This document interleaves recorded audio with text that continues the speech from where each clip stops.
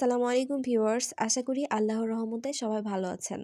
এখানে দেখতে পাচ্ছেন এটা ভাপা পিঠার জন্য ঢেঁকিতে কোটা আটা মাখিয়ে চেলে নেওয়া হয়েছে।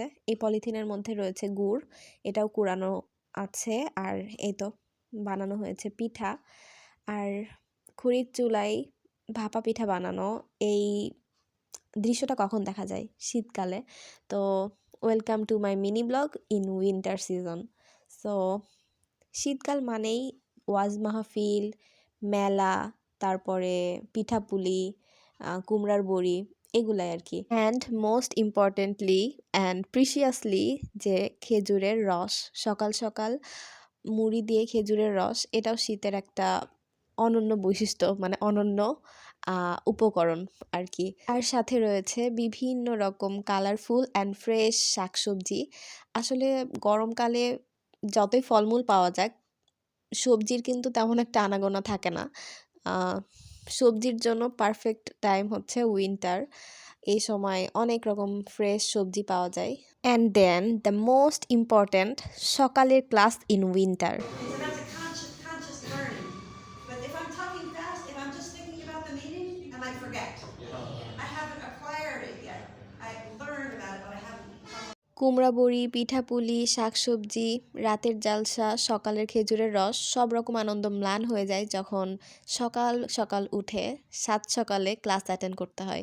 আমি রেডি হয়ে বের হওয়ার আগে জানালা দিয়ে আপনাদের দেখিয়ে দিচ্ছি বাইরের ওয়েদারটা। এই সময় বের হতে মোটেও ইচ্ছা হয় না, মনে হয় কম্বলের নিচে ঘুমিয়ে থাকি।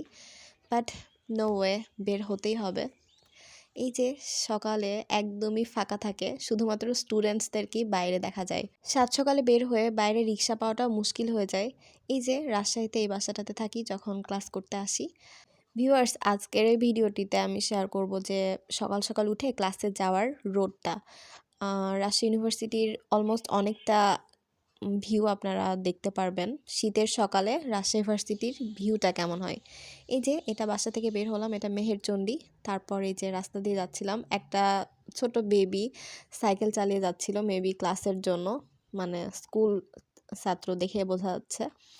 তারপর রিক্সা উঠে যাওয়ার সময় রাবির ক্যাম্পাসে, মানে রোডগুলোতে আমার কি মনে হয় জানান, মনে হয় যে এর থেকে হেঁটে যাওয়াই ভালো ছিল।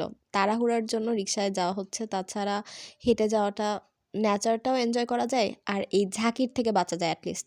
আপনারা দেখে বুঝতে পারছেন কি পরিমাণে যে ঝাঁকি হয় এই জার্কিংয়ে, মানে হাড্ডি গুড্ডি সব চুর হয়ে যায় আর কি।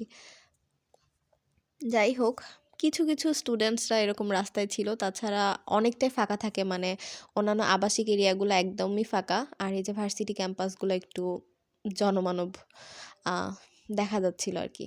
বাট কুয়াশা রয়েছে, দেখে বুঝতে পারছেন, যদিও আমার ক্যামেরা ক্রিস্টাল ক্লিয়ার না।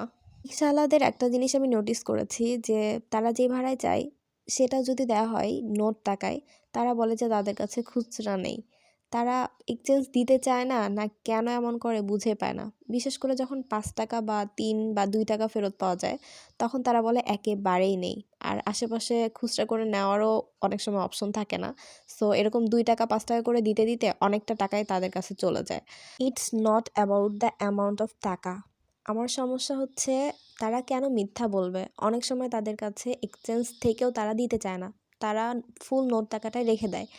তো অ্যাজ এ স্টুডেন্ট অনেকের কাছে কিন্তু সবসময় অ্যাভেলেবল এত বেশি টাকা থাকে না। সো এরকম করে বারবার করে স্টুডেন্টদের থেকে টাকা নিয়ে নেওয়া, এটা আমার কাছে মানে খুবই অপ্রীতিকর লাগে। মানে এটা হচ্ছে নৈতিকতার বিরোধী একটা কাজ আর কি। তো আমি একটা জিনিস বলি, মানে অটোতে ৭ টাকা ভাড়া, ঠিক আছে?